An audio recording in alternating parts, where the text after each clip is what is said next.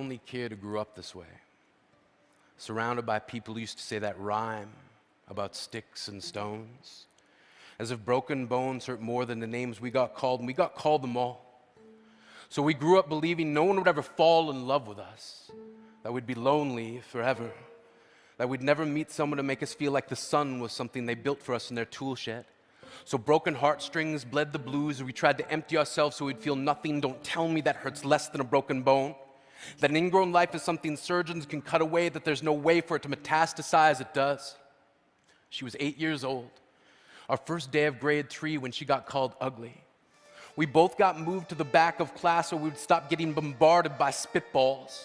But the school halls were a battleground. We found ourselves outnumbered day after wretched day. We used to stay inside for recess because outside was worse. Outside, we'd have to rehearse running away or learn to stay still like statues, giving no clues that we were there. In grade 5, they taped a sign to the front of her desk that read, "Beware of dog." To this day, despite a loving husband, she doesn't think she's beautiful because of a birthmark that takes up less than half her face. Kids used to say she looks like a wrong answer that someone tried to erase but couldn't quite get the job done. And they'll never understand that she's raising 2 kids whose definition of beauty begins with the word mom. Because they see her heart before they see her skin, because she'll never always been amazing. He was a broken branch grafted onto a different family tree. Adopted, not because his parents opted for a different destiny. He was 3 when it became a mixed drink of 1 part left alone and 2 parts tragedy. Started therapy in 8th grade. Had a personality made up of tests and pills.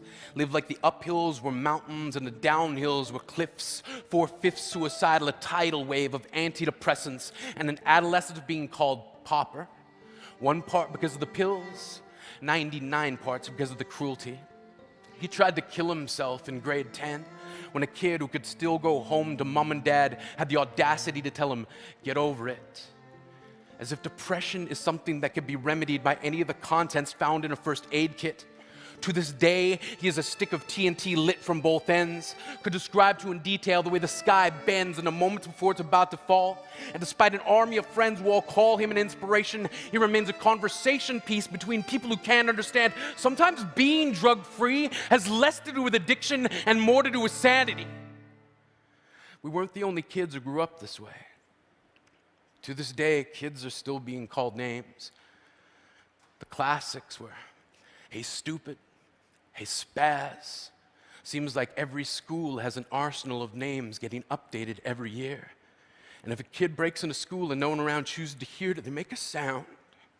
They're just background noise from a soundtrack stuck on repeat when people say things like, "Kids can be cruel." Every school was a big top circus tent.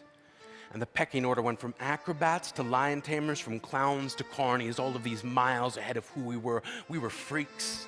Lobster claw boys and bearded ladies. Oddities, juggling depression and loneliness, playing solitaire, spin the bottle, trying to kiss the wounded parts of ourselves and heal. But at night, while the others slept, we kept walking the tightrope.